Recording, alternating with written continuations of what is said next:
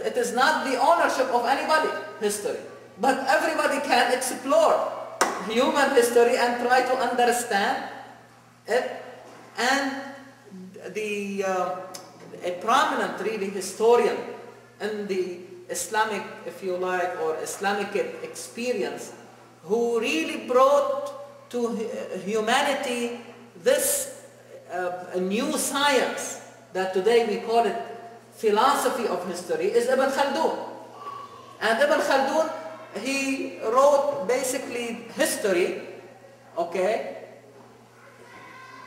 but also he, in his introduction to that book in history, he tried to understand the laws that really regulate the movement of us as human societies, in addition to what govern us as individuals. The same way you see laws governing that universe, the same thing, if you study history, you have the capacity to understand these laws that can help you to know what made people successful, what led to the demise of these. Can you prevent that outcome?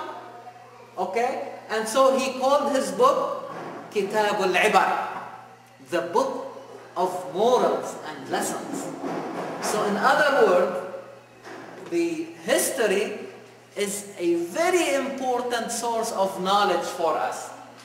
If we approach it in that spirit, to transform it into ibra, into a lesson, into a moral. And the word ibra or ibar is very interesting in the Arabic language, because we use it to refer to somebody. The verb abara is to cross from one side to another, to go from one level to the next. So if we really understand history very well, it will help us to move to the next level.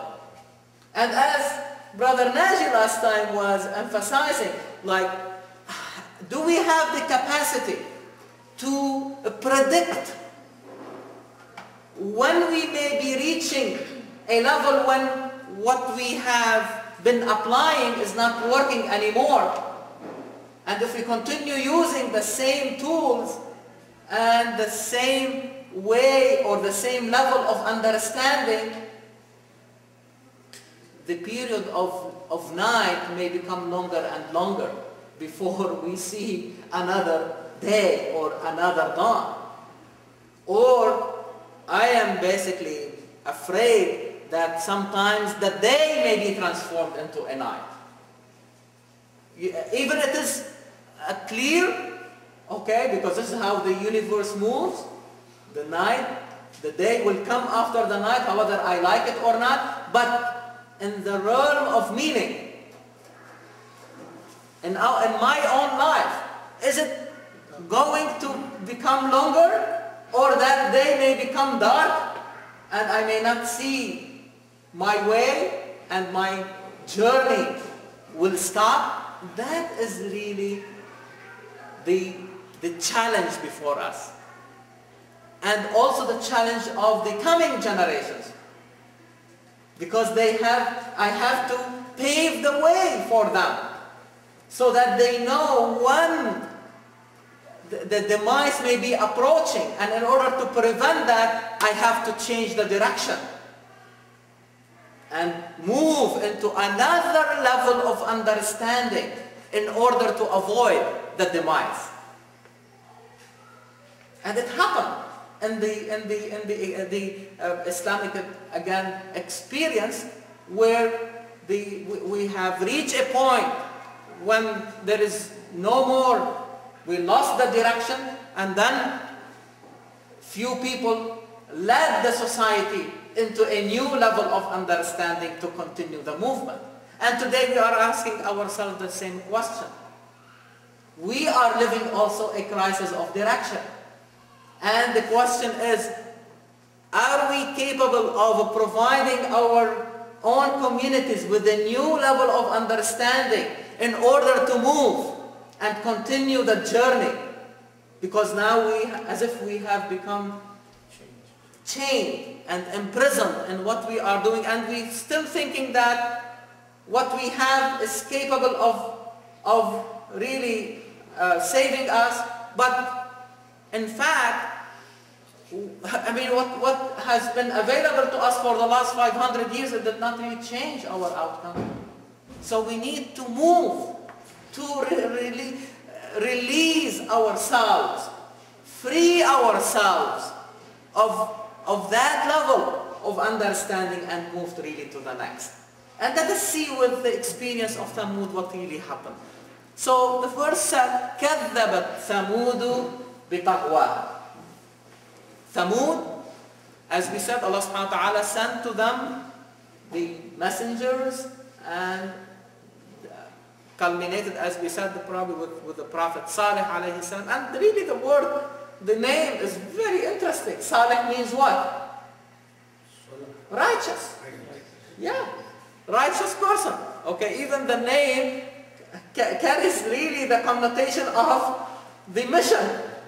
Okay, he wants to bring righteousness to the experience of his people. But they belied. And they rejected. They denied the message. But why? You see the word بِطَغْوَاهَا, this ba, it means because. بسبب, because of taqwaha. Taqwa, okay, like tughyan, transgression, going beyond the limits. What that really reminds you of from the previous surahs and the chapters that we discussed. كَلَّا إِنَّ الْإِنسَانَ لَيَطْغَى. Tughyan, tagwa, the verb is tagha, but the infinite source is really tughyan. Okay? So because of this transgression, because of dhulm, because they went, you see, and as the first chapter told us, when the human being reaches really the level of tughyan, because of this fake feeling of self-sufficiency. كَلَّا إِنَّ الْإِنسَانَ لَيَطْغَى أَنْ رَآهُ اسْتَغْنَى. This istighna, this feeling of self-sufficient, that I don't need anything else. I am capable of doing it. I am capable of providing the guidance for my own actions. I don't need Salih to tell me what to do. I don't need an independent reference to help me, and I can find my way. You see, this is where tughyan comes. Everything becomes okay. So there is loss of control, there is loss of direction. As if you are driving on the highway and somebody will ask you, where are we going? And you say, I don't know.